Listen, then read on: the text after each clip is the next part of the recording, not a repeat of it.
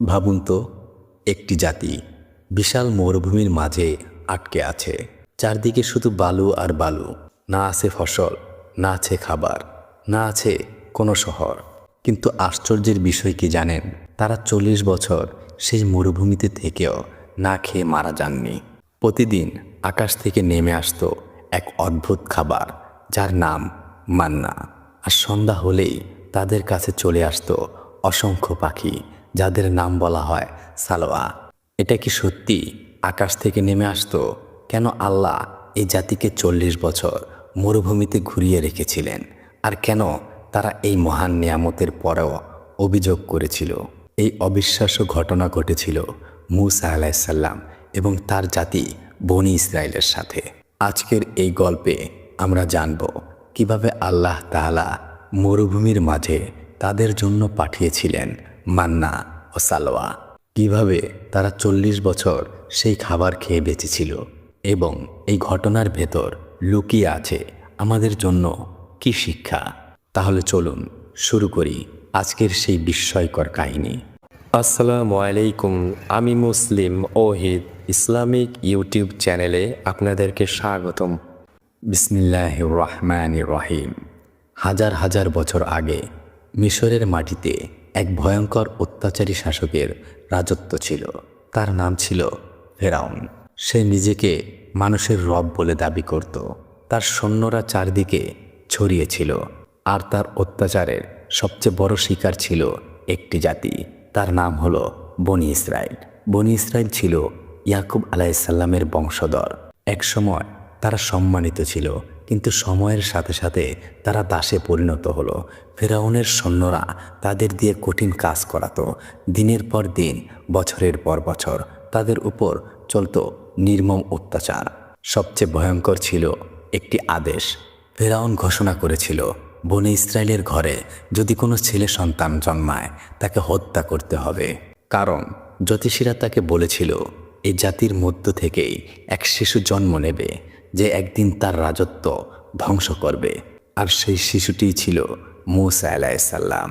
আল্লাহর অসীম কুদরতে সেই শিশু বড় হলো ঠিক ফেরাউনের প্রাসাদে। যে মানুষ তাকে হত্যা করতে চেয়েছিল তারই ঘরে সে লালিত পালিত হলো। বছর কেটে গেল। একদিন আল্লাহ তাআলা মূসা আলাইসাল্লামকে নবুয়তি দান করলেন। তাকে দায়িত্ব দিলেন ফেরাউনের সামনে দাঁড়িয়ে সত্যের দাওয়াত দেওয়ার। মূসা আলাইসাল্লাম বললেন, হে ফেরাউন, বনি ইসরায়েলকে মুক্ত করে দাও, তারা আল্লাহর বান্দা। কিন্তু অহংকারে অন্ধ ফেরাউন একথা শুনে ক্রুদ্ধ হয়ে উঠল। ফেরাউন বলল, আমি কি তোমাদের রব নই? তারপর শুরু হলো সত্য ও মিথ্যা এক বিশাল সংঘর্ষ। অবশেষে আল্লাহর সাহায্যে মূসা আলাইসাল্লাম বনি ইসরায়েলকে নিয়ে মিশর ছেড়ে বের হয়ে গেলেন। কিন্তু সামনে ছিল আরেকটি বড় বিপদ। পেছনে ফেরাউনের বিশাল সৈন্যবাহিনী, আর সামনে বিশাল সমুদ্র। এই সমুদ্রটি ছিল লোহিত সাগর। বনি ইসরায়েল ভয়ে কাঁপতে লাগলো। তারা বলল, হে মূসা, আমরা তো ধরা পড়ে যাব। কিন্তু মূসা আলাইসাল্লাম দৃঢ় কণ্ঠে বললেন, কখনো না। নিশ্চয়ই আমাদের সাথে আমাদের রব আছেন, তিনি আমাদের পথ দেখাবেন। এরপরই ঘটল এক অলৌকিক ঘটনা। আল্লাহ তাআলা নিদর্শন দেখালেন। মূসা আলাইসাল্লাম যেন তার লাঠি দিয়ে সমুদ্রে আঘাত করেন। লাঠি আঘাত করতেই সমুদ্রের পানি দুই ভাগ হয়ে গেলেন। মাঝখানে তৈরি হলো শুকনো রাস্তা। বনি ইসরায়েল সেই রাস্তা দিয়ে নিরাপদে পার হয়ে গেল। আর যখন ফেরাউন তার সৈন্য নিয়ে সেই পথে ঢুকল, সমুদ্র আবার এক হয়ে গেল। এভাবেই ধ্বংস হলো ফেরাউন এবং তার অহংকার। কিন্তু এখানেই গল্প শেষ নয়, কারণ সামনে অপেক্ষা করছিল আরো বড় পরীক্ষা। মিশরের দাসত্ব থেকে মুক্তি পাওয়ার পর বনি ইসরায়েল প্রবেশ করলো এক বিশাল মরুভূমিতে। এই মরুভূমির নাম ছিল তিহ মরুভূমি। এখানেই তারা কাটাবে দীর্ঘ 40 বছর। কিন্তু প্রশ্ন হলো, মরুভূমিতে তো নেই কোনো ফসল, নেই কোনো শহর, নেই কোনো খাবারের ব্যবস্থা। তাহলে তারা বেঁচেছিল কিভাবে? কোথা থেকে আসতো তাদের খাবার? আর কেন আল্লাহ তাদের 40 বছর এই মরুভূমিতে ঘুরিয়ে রেখেছিলেন? এই প্রশ্নগুলোর উত্তর লুকিয়ে আছে এক রহস্যময় নিয়ামতের মধ্যে, মান্না এবং সালোয়া। কিন্তু সেই অলৌকিক ঘটনার শুরুটা কিভাবে হয়েছিল? বনি ইসরায়েল প্রবেশ করেছিল এক বিশাল মরুভূমিতে, যার নাম ছিল তিহ মরুভূমি। চারদিকে শুধু বালু আর বালু, দূরে দূরে পাথরের পাহাড়, প্রখর রোদে জ্বলছে মরুভূমির মাটি। দিনের বেলায় সূর্যের তাপ এত তীব্র ছিল যে বালুর উপর পা রাখা কঠিন হয়ে যেত, আর রাত হলে হিমশীতল বাতাস বয়ে যেত। বনি ইসরায়েল ধীরে ধীরে বুঝতে পারল, মিশরের দাসত্ব থেকে মুক্তি পেলেও তাদের সামনে সহজ জীবন অপেক্ষা করছে না। কিন্তু কিছুদিন যাওয়ার পরই তারা অভিযোগ করতে শুরু করলো। তারা বলল, হে মুসা, আমরা তো মিশরে খাবার পেতাম, এখানে আমরা কি খাবো? মানুষ যখন কষ্টে পড়ে তখন অনেক সময় সে আগের কষ্টকেও ভুলে যায়। মিশরে তারা দাস ছিল, তাদের সন্তানদের হত্যা করা হতো, তবুও এখন তারা সেই জীবনকেই মনে করতে লাগলো। কিন্তু মূসা আলাইহিসসালাম জানতেন, আল্লাহ কখনো তার বান্দাদের পরিত্যাগ করেন না। তিনি আল্লাহর কাছে দোয়া করলেন, আর তখনই শুরু হলো আল্লাহর অসীম রহমত। মরুভূমির প্রচণ্ড রোদ থেকে রক্ষা করার জন্য আল্লাহ আকাশ থেকে পাঠালেন মেঘ। এই মেঘ সারাদিন তাদের উপর ছায়া দিত। তারা যেখানে যেত মেঘ যেন তাদের সাথে সাথে চলতো। এটা ছিল আল্লাহর বিশেষ করুণা। কিন্তু সমস্যা এখানেও শেষ হয়নি, কারণ তাদের সবচেয়ে বড় প্রশ্ন ছিল খাবার কোথায়?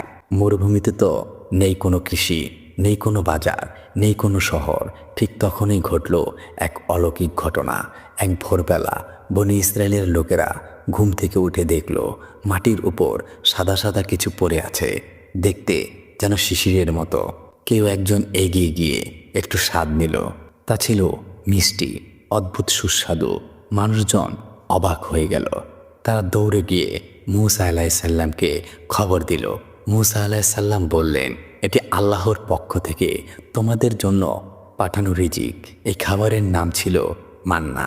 প্রতিদিন ভোরে মাটির উপর নেমে আসতো এই মান্না। মানুষ তা সংগ্রহ করত, খেত, আর তাদের ক্ষুধা মিটে যেত। কিন্তু আল্লাহর রহমত এখানে শেষ হয়নি, কারণ সন্ধ্যা হলে আরেকটি আশ্চর্য ঘটনা ঘটত। দূর আকাশ থেকে উড়ে আসতো অসংখ্য পাখি। এই পাখিগুলো ক্লান্ত হয়ে মানুষের কাছেই বসে পড়ত, সহজেই ধরা যেত। এই পাখিগুলোর নাম ছিল সালোয়া। এভাবেই বনি ইসরায়েল প্রতিদিন পেত দুটি অলৌকিক খাদ্য, সকালে মান্না আর সন্ধ্যায় সালোয়া। এটি ছিল সরাসরি আল্লাহর পক্ষ থেকে পাঠানো নিয়ামত। কিন্তু আল্লাহ তাদের একটি নির্দেশ দিয়েছিলেন। তিনি বলেছিলেন, তোমরা প্রতিদিন যতটুকু প্রয়োজন শুধু ততটুকুই সংগ্রহ করবে, আগামী দিনের জন্য জমা করে রাখবে না। কিন্তু মানুষের স্বভাব তো সন্দেহ করা। কিছু লোক মনে মনে ভাবল, যদি কাল আর খাবার না আসে, তাই তারা লুকিয়ে খাবার জমা করে রাখতে শুরু করলো। কিন্তু এরপর যা ঘটল তা দেখে তারা ভয় পেয়ে গেল, কারণ পরের দিন সেই জমিয়ে রাখা খাবার পচে গেল। কেন এমন হলো? কেন এমন হলো? আল্লাহ কেন তাদের এভাবে শিক্ষা দিলেন? এই ঘটনাটি উল্লেখ করা হয়েছিল সূরা আল বাকারায়।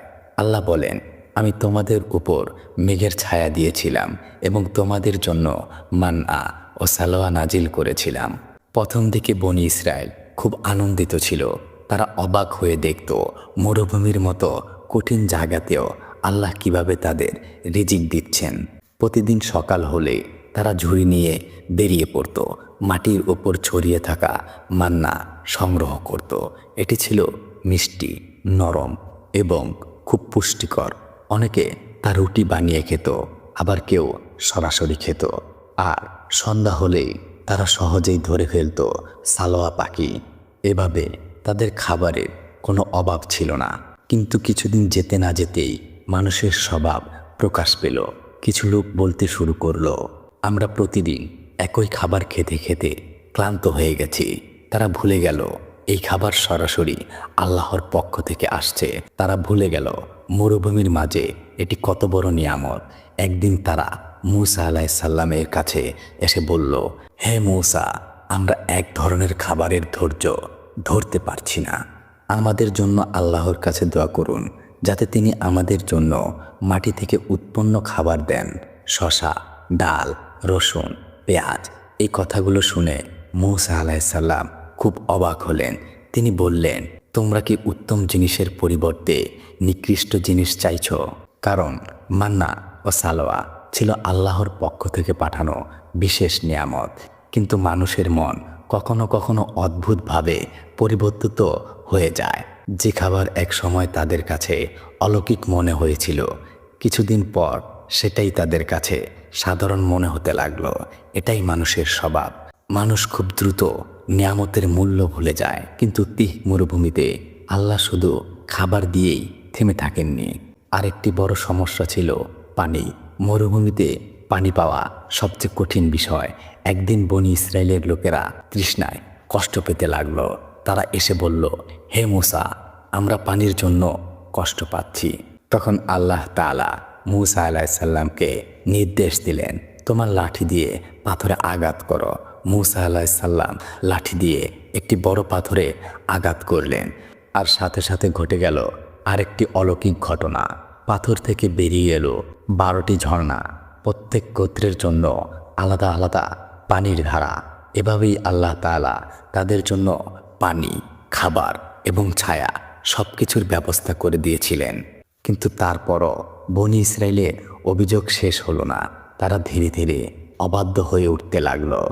আর এই অবাধ্যতার কারণেই তাদের সামনে অপেক্ষা করছিল আরেকটি বড় শাস্তি। কেন আল্লাহ তাদের 40 বছর মরুভূমিতে ঘুরিয়ে রেখেছিলেন? কি সেই বড় ভুল যার কারণে পুরো জাতিকে এই শাস্তি পেতে হয়েছিল? একদিন আল্লাহ তাআলা মূসা আলাইহিস সালামকে একটি গুরুত্বপূর্ণ নির্দেশ দিলেন। তিনি বললেন, তোমরা তোমাদের জাতিকে নিয়ে একটি পবিত্র ভূমিতে প্রবেশ করো। এই পবিত্র ভূমি ছিল বাইতুল মুকাদ্দাস। এই ভূমি আল্লাহ বনি ইসরায়েলের জন্য নির্ধারণ করেছিলেন। কিন্তু সেখানে বাস করত এক শক্তিশালী জাতি। তারা ছিল বিশাল দেহের যোদ্ধা, দুর্গ ছিল শক্তিশালী, আর তাদের সৈন্যবাহিনী ছিল খুবই ভয়ঙ্কর। বনি ইসরায়েল যখন এই খবর শুনল, তারা ভয় পেয়ে গেল। তারা বলল, হে মূসা, সেখানে তো শক্তিশালী মানুষ বসবাস করে। তারা বের না হওয়া পর্যন্ত আমরা কখনোই সেখানে প্রবেশ করব না। এই কথাগুলো শুনে মূসা আলাইহিস সালাম তাদের সাহস দেওয়ার চেষ্টা করলেন। তিনি বললেন, আল্লাহর উপর ভরসা করো, তিনি তোমাদের সাহায্য করবেন। তখন বনি ইসরায়েলের মধ্য থেকে 2 জন ইমানদার মানুষ দাঁড়ালো। তারা বলল, তোমরা দরজা দিয়ে প্রবেশ করো। তোমরা যদি সাহস নিয়ে এগিয়ে যাও তাহলে অবশ্যই বিজয়ী হবে। কিন্তু অধিকাংশ মানুষ ভয়ে পিছু হটে গেল। তারা এমন কথা বলল যা ইতিহাসে এক ভয়ঙ্কর উদাহরণ হয়ে আছে। তারা বলল, হে মূসা, তুমি এবং তোমার রব গিয়ে যুদ্ধ করো, আমরা এখানে বসে থাকব। এই কথা শুনে মূসা আলাইহিস সালাম গভীরভাবে কষ্ট পেলেন, কারণ তারা এমন এক জাতি যাদের জন্য আল্লাহ এত অলৌকিক ঘটনা দেখিয়েছেন। সমুদ্র দ্বিখণ্ডিত হয়েছে, মরুভূমিতে খাবার এসেছে, পাথর থেকে পানি বের হয়েছে, তবুও তারা আল্লাহর উপর ভরসা করতে পারল না। অবশেষে মূসা আলাইহিস সালাম আল্লাহর কাছে দোয়া করলেন। তিনি বললেন, হে আমার রব, আমি তো শুধু নিজে এবং আমার ভাইয়ের উপর ক্ষমতা রাখি। আপনি আমাদের এবং এই অবাধ্য জাতিদের মাঝে ফয়সালা করে দিন। তখন আল্লাহ তাআলা একটি সিদ্ধান্ত দিলেন। তিনি ঘোষণা করলেন, এই জাতি এখনোই পবিত্র ভূমিতে প্রবেশ করতে পারবে না, বরং তাদেরকে 40 বছর ধরে মরুভূমিতে ঘুরে বেড়াতে হবে। এই শাস্তির স্থান ছিল তিহ মরুভূমি। এখানেই তারা ঘুরে বেড়াবে, এখানেই তারা বসবাস করবে, আর এখানেই তাদের পরবর্তী প্রজন্ম বড় হয়ে উঠবে। এটি ছিল অবাধ্যতার শাস্তি এবং একই সাথে একটি শিক্ষা। কারণ সেই পুরনো প্রজন্ম যারা ভয়ে পিছু হটেছিল, তাদের বেশিরভাগই আর সেই পবিত্র ভূমিতে পৌঁছাতে পারেননি। বরং নতুন একটি সাহসী প্রজন্ম তৈরি হয়েছিল যারা আল্লাহর উপর পূর্ণ ভরসা করত। কিন্তু এই 40 বছরের জীবন কেমন ছিল? এই 40 বছরে বনি ইসরায়েলের পুরনো প্রজন্ম ধীরে ধীরে শেষ হয়ে গেল। তাদের জায়গায় বড় হয়ে উঠল একটি নতুন প্রজন্ম। একটি নতুন প্রজন্ম জন্ম থেকেই দেখেছিল এই মরুভূমিতে আল্লাহর কুদরত, মান্না ও সালোয়া, পাথর থেকে পানি। তারা বুঝতে শুরু করলো আল্লাহর উপর ভরসা করলে কোনো কিছুই অসম্ভব নয়। কিন্তু এই সময়েও বনি ইসরায়েলের ইতিহাসে আরও কিছু গুরুত্বপূর্ণ ঘটনা ঘটেছিল। কিছু ঘটনা ছিল শিক্ষা, কিছু ছিল সতর্কবার্তা। একবার এমন একটি ঘটনা ঘটেছিল যা পুরো জাতিকে কাঁপিয়ে দিয়েছিল। একটি গরু জবাই করার ঘটনা, যা নিয়ে তারা অদ্ভুত প্রশ্ন করতে শুরু করেছিল। এই ঘটনাটি পরে কোরআনে একটি সূরার নাম হয়ে যায় আল বাকারা। কি ছিল সেই রহস্যময় ঘটনা? কেন একটি সাধারণ গরু জবাই করার বিষয় এত বড় শিক্ষায় পরিণত হয়েছিল? এই ঘটনার শুরু হয় একদিন বনি ইসরায়েলের মধ্যে একজন ধনী মানুষকে হত্যা করা হলো, কিন্তু কেউ জানতো না কে তাকে হত্যা করেছে। পুরো জাতির মধ্যে শুরু হলো বিতর্ক। প্রত্যেকে অন্যকে সন্দেহ করতে লাগলো। অবশেষে তারা এসে উপস্থিত হলো মূসা আলাইসাল্লামের সামনে। তারা বলল, হে মূসা, আমাদের মধ্যে একটি হত্যা হয়েছে। আপনি আল্লাহর কাছে জিজ্ঞেস করুন কে এই অপরাধ করেছে।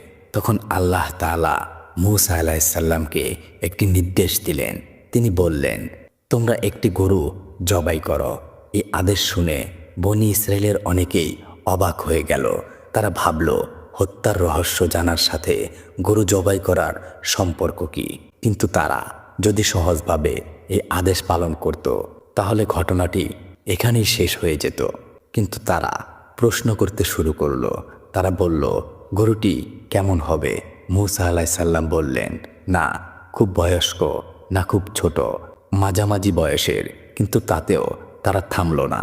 তারা আবার জিজ্ঞেস করলো, গরুর রং কেমন হবে? মূসা আলাইসাল্লাম বললেন, উজ্জ্বল হলুদ রঙের। তবুও তারা সন্তুষ্ট হলো না। তারা আবার প্রশ্ন করলো, আরো পরিষ্কার করে বলুন। এভাবে তারা প্রশ্নের পর প্রশ্ন করতেই লাগলো। অবশেষে আদেশ এত কঠিন হয়ে গেল যে সেই ধরনের গরু খুঁজে পাওয়া খুবই কঠিন হয়ে পড়ল। অনেক খোঁজাখুঁজির পর তারা একটি নির্দিষ্ট গরু পেল। তারপর তারা সেটি জবাই করল। আল্লাহর নির্দেশ ছিলেন গরুর একটি অংশ দিয়ে মৃত ব্যক্তিকে আঘাত করতে। যখন তারা তাই করল, ঘটে গেল এক অলৌকিক ঘটনা। মৃত মানুষটি কিছুক্ষণের জন্য জীবিত হয়ে উঠল। সে বলল কে তাকে হত্যা করেছে। তারপর আবার সে মারা গেল। এভাবেই আল্লাহ হত্যাকারীর পরিচয় প্রকাশ করে দিলেন। এই ঘটনাটি ছিল একটি বড় শিক্ষা।